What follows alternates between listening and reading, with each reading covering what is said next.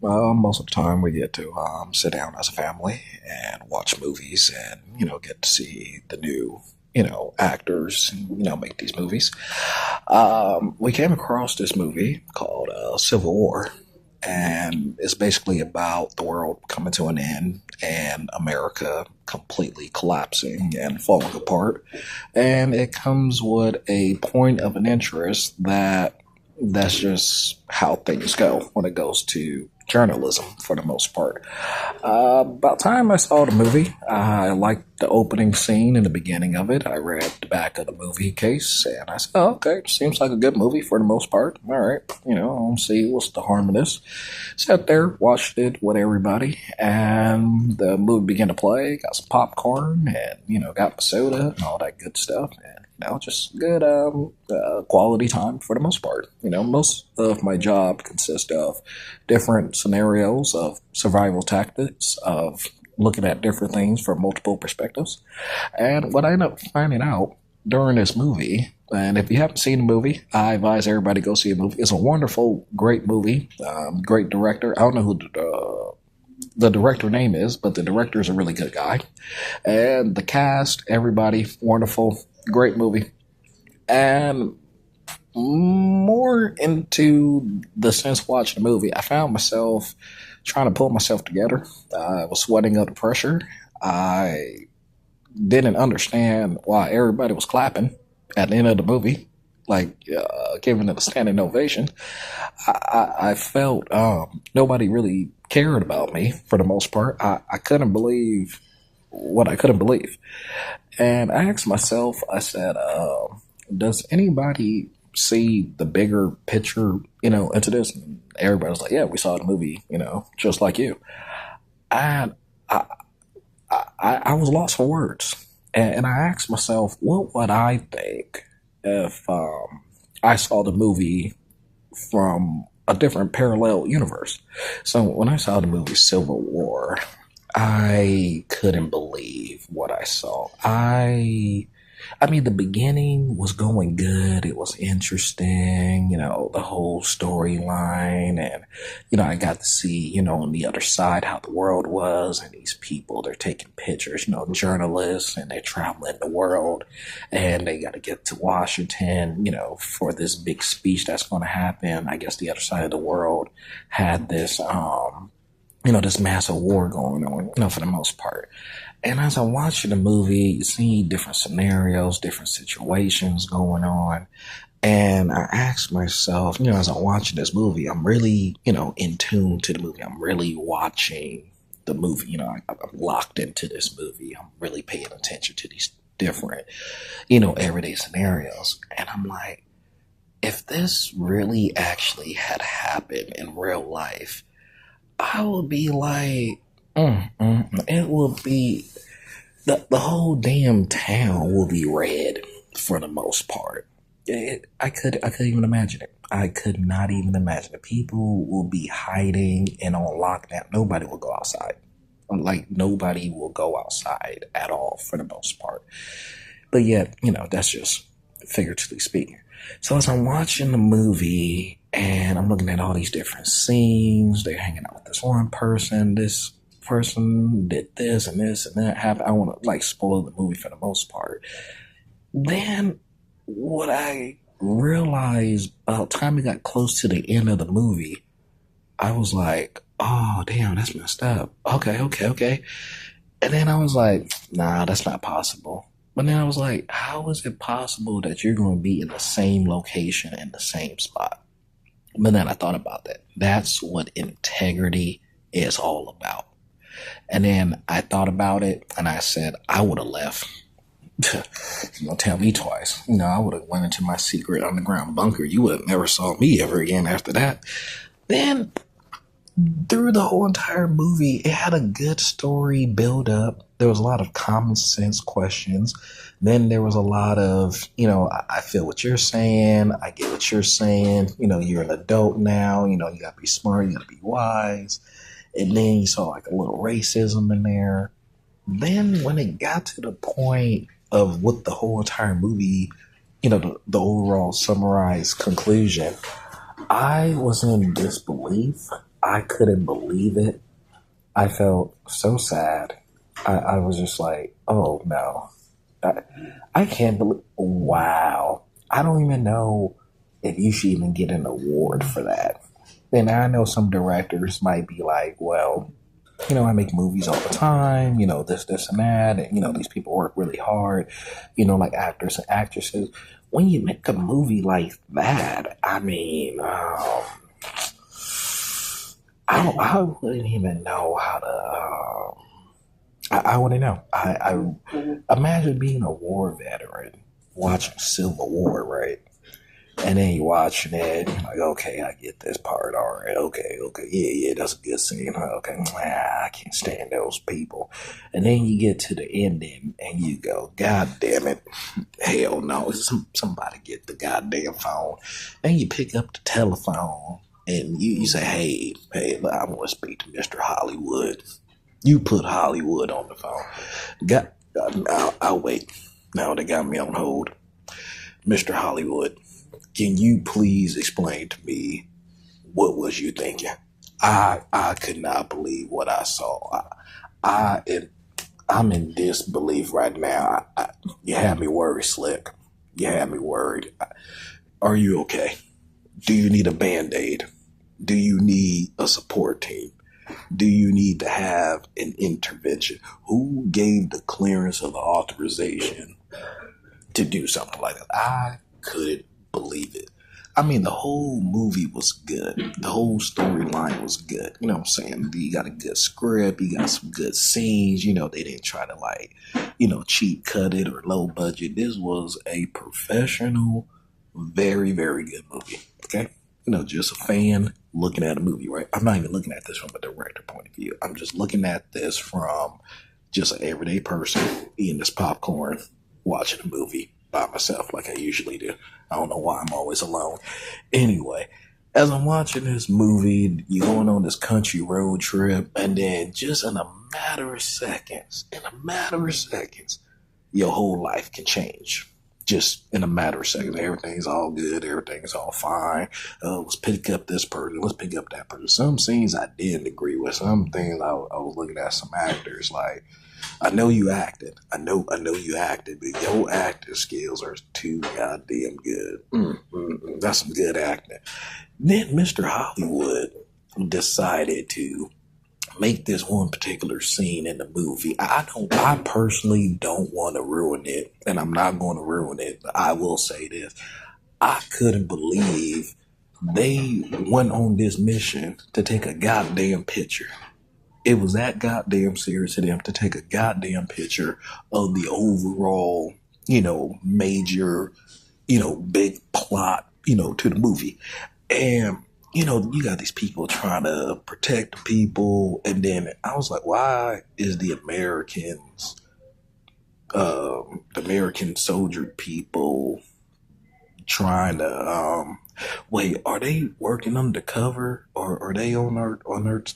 The movie was confusing now that I think about it, right? And I told myself, right, this is what I told myself. I said, okay, so they got to go save him, and maybe they're trying to lock down the compound, and then the car stopped, and they couldn't, he wasn't in there. I was like, duh, he's not in there.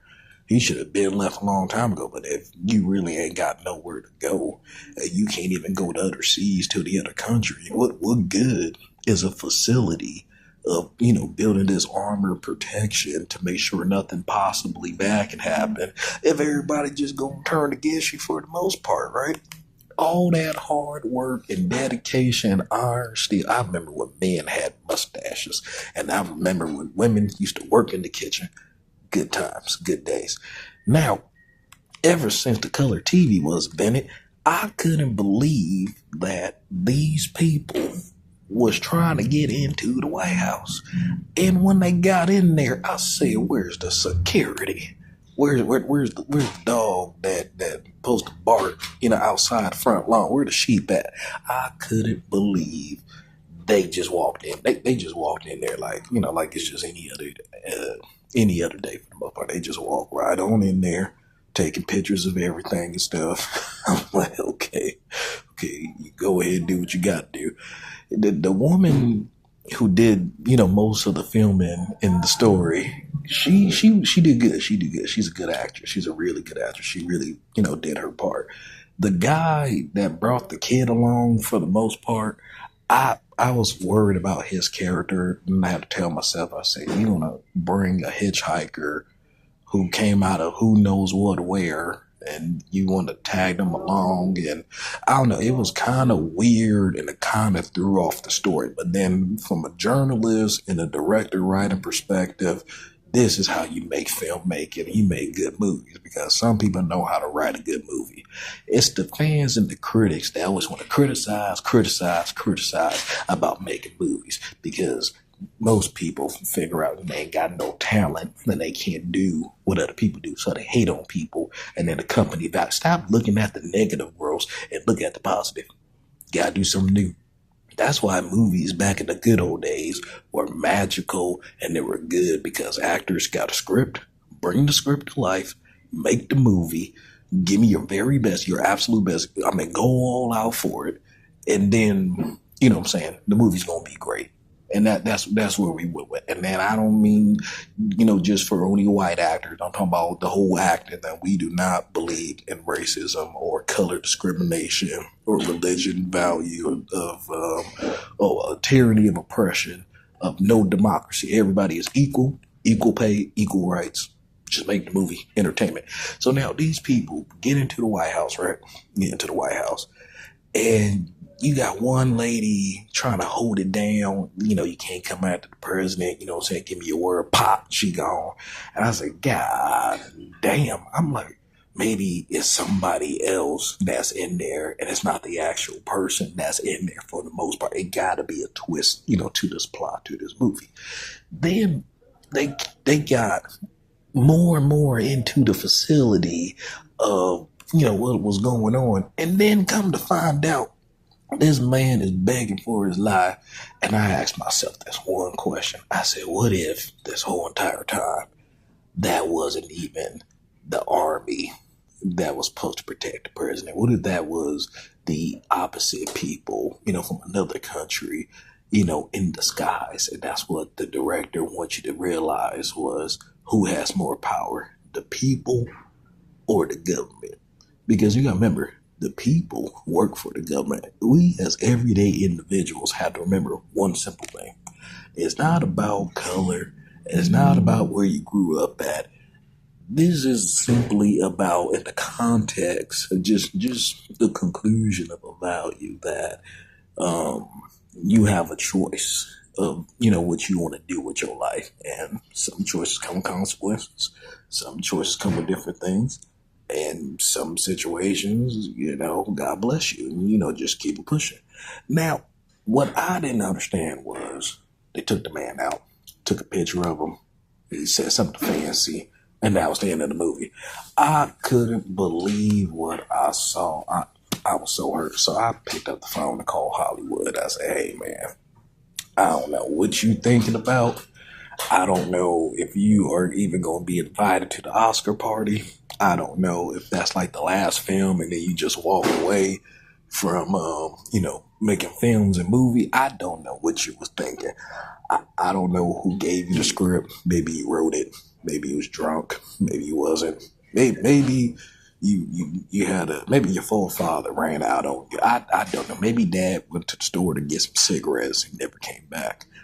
I don't know. All I knew was, for the most part, this movie was leading up into something. And I saw the significance of the other people that don't get credit for anything. You'd be surprised how many people care about you in this world. I couldn't believe, I almost turned over and then looked back and says, I couldn't believe what I saw. I said, that would never happen in America. Never, ever, ever. Nope. Will not happen in America under no circumstances. Now, this would make me wonder, right? So I watched the movie, right? And I said, okay. The thing that got me, the guy with the sniper rifle, he asked him, what are you doing here? He said, apparently somebody's shooting at us. It's basic common sense. You know what I'm saying? I was like, that is common sense, because if that happened and he's looking for this, and that's, that's common sense for the most part. It's common sense. Lost a couple of friends, you know what I'm saying? Like, it was the end of the world, basically. The world was over. You know what I'm saying? There was some people that just kept it normal, kept it peaceful.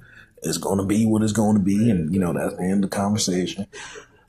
And there were some people, in the perspective of this movie, when it comes to acting and you got to bring a character to life or read a script, or, you got to make these war movies or, army movies and stuff like that, it really puts strength on a man's chest.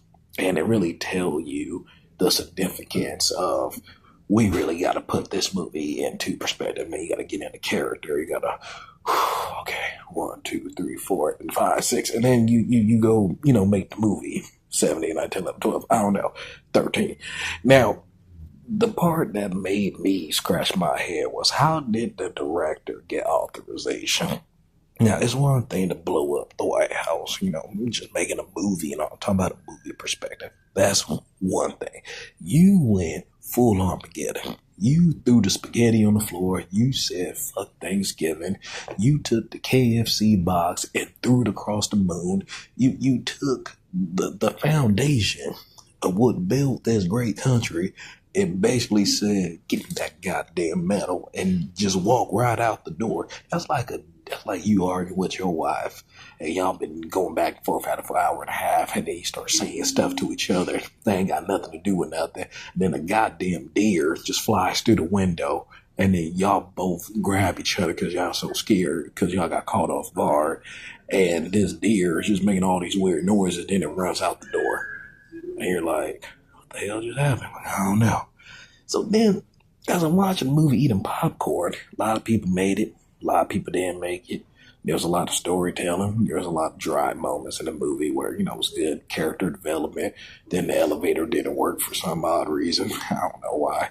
And this woman was not happy for the most part. So when she died, I was like, God damn it. I thought she was going to make it to the end. You know what I'm saying? She came so close and then just didn't make it. So then when the other guy came into the perspective, I was like, what is going on with the army in this movie? I don't know. I mean, they was holding down the platoon. They was making sure that, no matter what, we're going to hold it down. I felt like they betrayed the man. Look, I know they was probably tossing and turning and having all kind of surgery, okay? Yeah, I'm good. Don't worry about it. Everything's good. You sure? Do you need anything? Nope. I am good. Don't you even worry about it. I am good. Can you imagine the next morning, everybody go back to work normal, and then you just looking at everybody? It's like the movie got you shook it up a little bit, huh? Yeah, just a little bit. A movie's just a movie. It's never going to happen. You know what I'm saying? We're family. We're a team. This is America. Everything is good. If you need anything, I'll be there for you. Like, you know what? I really needed that for the most part. So you are applying on me. You're like, no. And then everybody laugh at you. And then you laugh at them. But then when you walk away, you ain't really laughing. But then you realize you're never alone. You're alone, but you're not really alone. But I ain't going to put that kind of pressure on you.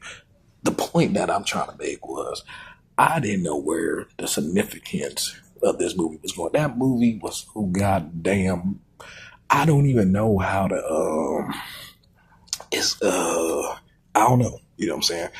I think the director will probably say, I believe what he's trying to say, one of those critics, how dare you call me a critic? I think what he's trying to say is and that's where it's kind of like, your opinion is your opinion. It is what it is, one of those kind of things. Now, when you really think about the film and you think about the abstract of, you're trying to make something out of the, can you imagine just, I don't know, hey, you want to watch this movie? Sure. Okay. What's it called? Civil War. Oh, the Avengers. Well, what happened to Captain America?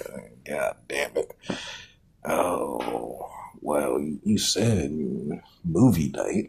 Yeah, this was movie night for sure. Now, you got to explain, yourself to your family of how you messed up. Now, the part I don't get I can just imagine old school war veterans going, what the hell is the amount of bad words will never equivalent to the broadcast of the viewer discretion advised.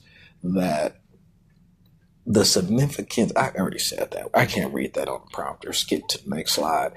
I couldn't believe how the ending went down. I was like, you ain't about to do that. You was not about to do that. No, you won't. No, you won't. No, you won't. No, you're not. No, you're not. And then when I saw the ending, I couldn't believe it. I was hurt. I felt some kind of way. I was just like, I don't even know how to. I feel like if I ran into that director, like we, met on the street, I wouldn't even know what to say to him. I'll say Beetlejuice for all I know. Look, Hollywood is a very competitive, business. And people really take the consideration to say, well, how do you feel about my work? How do you feel about, the industry of the business? You know what I'm saying? I'm still human, just like you, got family, friends, just like you, it's a movie. It's not real. I couldn't believe the approval line of the budget. So you saying basically that America will prove that it's I don't even know how to put this in terms. So I called a professional, right? So by the time I got the phone call, right? I had the phone call and I was like, what's going on? And, we talked for about a couple of hours, about the movie and stuff like that. And I was like, okay, cool. No worry. I got you. So when I watched Civil War, right? I watched Civil War, and it was basically about the Brady Bunch, and they were going to Washington, D.C., and they had to, I guess, take a picture of something, for the most part. And there was a war going on the other side of the street, which had nothing to do with them. And then they adopted a kid, and then there was a black guy. And then it was what was that guy that sung with that one rapper, on the piano? It was him, and then it was this other guy. I don't know who he was. He kind of looked like Bruno Mars to me. So basically, it was like the end of the world. It's kind of like The Purge, like the ending to The Purge for the most part. It was like round zero. This is Black 030. I thought that was a cool movie. This movie right here was, when people make these kind of films, you gotta remember that sometimes these films don't really come with a, what's that word I'm looking for? It don't go with a, what's that word I'm looking for? You just watch the film and then, the movie's over and you just kind of transition into the next day for the most part, and you really don't really have much to say about it. What I'm saying? It's like, nobody ever asks you like, oh, what do you think about this, and what do you think about that? And it's like, I believe, well, nobody ever asked me, personally my opinion on it. So I said, okay, I watched the movie. When I saw the whole thing, I was screaming. I was nervous. It was like my body just walked away from me. I feel like I just went to a whole new movie.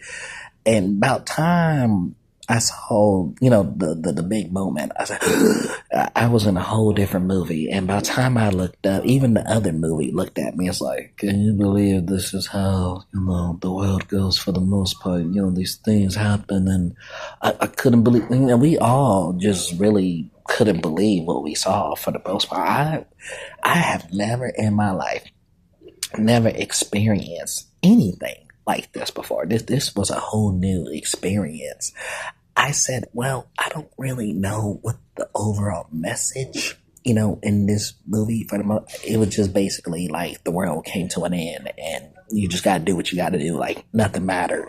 So I figured, he would have been long gone. But then I thought to myself, what good is it to have a system to protect yourself when the people that built the system can easily open it, for the most part? And that's when I realized you got to really be careful when you pick fights, and you don't want to go around poking at things and you don't know what it is. That's like going camping and there's a grizzly bear in the goddamn cave, and you take a twig of a stick and decide to walk down there into the cave, somewhere in Nevada, and you poke the grizzly bear in its sleep, right? And you poke it again, and you poke it, and then you get real close to it. And then about time it wakes up and realize what's in it, it's going to do what the Lord intended it, to do, for the most part. And that's going to be a bear hug that you're going to have to ask yourself, do you have the right to bear arms? So what is a cowboy to a grizzly bear? Only one man shall stand, and one man shall walk away. That's how the U.S. Constitution was written. I remember that. That was before Huckleberry Finn. So the whole entire, thing of, looking at this movie was like, can you imagine, oh, I got a movie, you should watch and see, and you really watching it, and, just completely catch you off guard, and you just see the ending, and you just walk out the theater. I was like, where you going? It's like, I don't want to talk to you. It's like, come back. And I was like, I don't want to talk to you. And then you go into a whole different room, and you over here panicking, hyperventilating because you can't believe what you just saw. You don't know to make the phone call, don't make the phone call. So what do? You got your back against the wall. This is probably the real deal. What do you do? So you try to figure out how the hell do you get out the facility without being noticed. And that will probably be some of the most incredible, let's go do this and go do that. And you're like, okay, cool. And then you end up realizing, everything's cool, everything's fine, it's nothing to worry about for the most part. So like I said, I was going to call the director and reach out to him and ask him, what was his input. And it's like, even my cell service of me trying to get my words out for the most part was not even, I didn't know how to feel about it. This was one of those, there was no words. It was speechless. Speechless was even speechless for the most part. So now I hung up the phone. And, I already hung up the phone hours ago. And then, I watched it, and then I was like, okay, let me call him back. And then when I called him back, he says, so what do you think about the movie for the most part? I said, well, for the most part, I'll call you tomorrow. Okay, sounds good to me. And so we both hung up the phone, and we had nothing to say about it. It was nothing to talk about. And then, I didn't even ponder on it. I didn't think about it. I just kind of, this was tough. This was, I don't even know. To be honest with you, I don't even know. So, I completely thought maybe I should switch my major, around, like in my career and stuff. And it was like, nah, you should keep the same major, that you want to be an actor. And I was like, nah, I don't want to be no actor no more. I'd rather go be a paralegal for the most part. I was like, what? I was like, I don't know. Maybe this ain't meant for me. And I was like, you can't be scared of these other, directors and stuff like that. They're everyday people just like me. I was like, I don't think you understand what I'm talking about. Because if I'm going to make a film, I don't know any movie. The Titanic, Godzilla, Huckleberry Finn, what's that other movie called? Bambi, the Sisterhood of the Traveling Pants, Love and Basketball. There is not, Forrest Gump didn't even understand. What does the movie mean? When I saw the movie, I didn't really quite understand it myself. There was nothing that was going to, I'll be back. It was nothing you could have told me to think otherwise about what I saw. I was not prepared for this. Then I asked myself, how, well, but then, okay, I didn't really know how to, so he said, baby, she was like, nothing. I was like, I don't really know how to feel about this for the most part. So I called back Carter Smoke, right? So I said, Carter, what you think about that movie, for real? Well, for the most part, when I saw the ending, to the movie, I was in disbelief. I almost cut off my mustache, and I said to myself,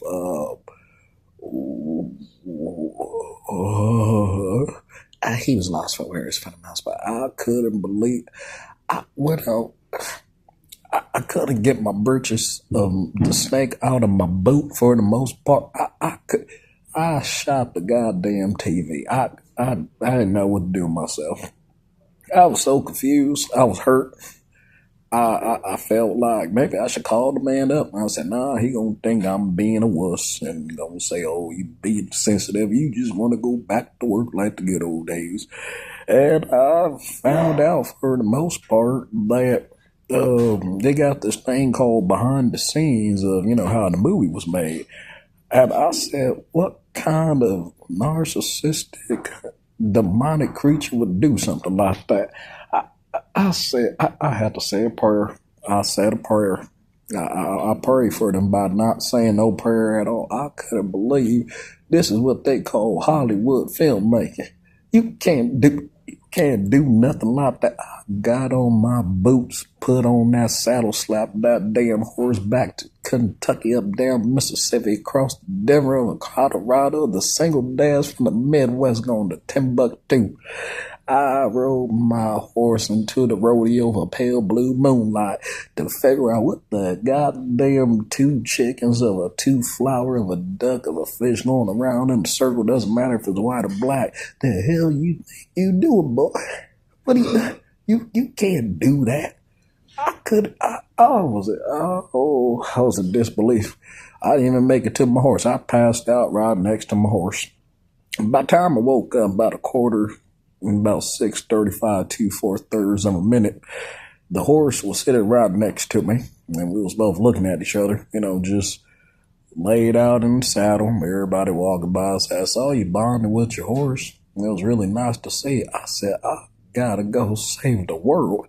Grab my whip, grab my boots, grab my good hat, and I rode into the sunlight all the way to Washington's gate. And I looked at it, tied my horse to the gate, and I just stared at the man. Oh, I stared at him. I was staring at him for a good moment. About a couple minutes for the most part.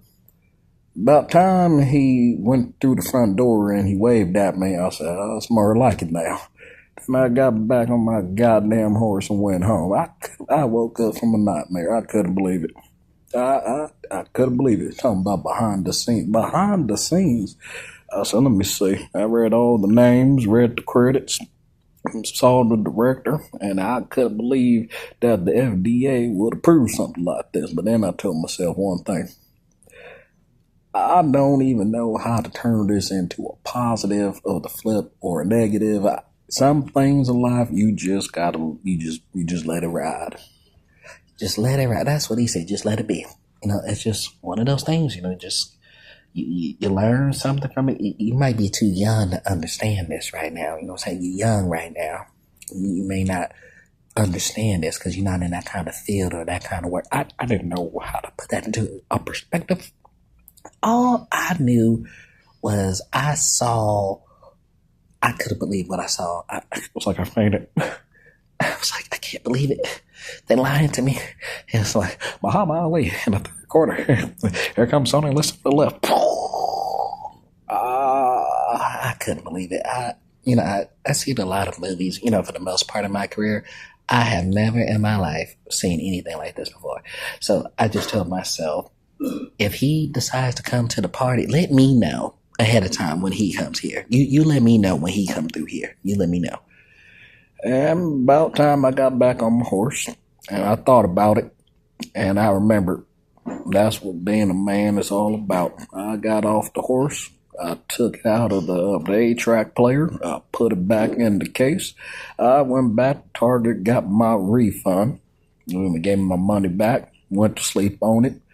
Woke up the next morning, ate me breakfast, did 100 push-ups, 100 sit-ups, had a full workout exercise for about a good month or two. Then I went back to go buy the same goddamn movie, and I watched it all over again. Still felt the same way about it. Oh, goddamn it, I felt the same way. This competition when it comes to making these films and stuff like that, we used to tell them boys back in the good old days, what's going to happen when you kind of take it a little bit too far? How do we Hollywood has changed, ever since I remembered it. I remember the 8-track player. Oh, I remember the 8-track player too. That was good times, real simple times.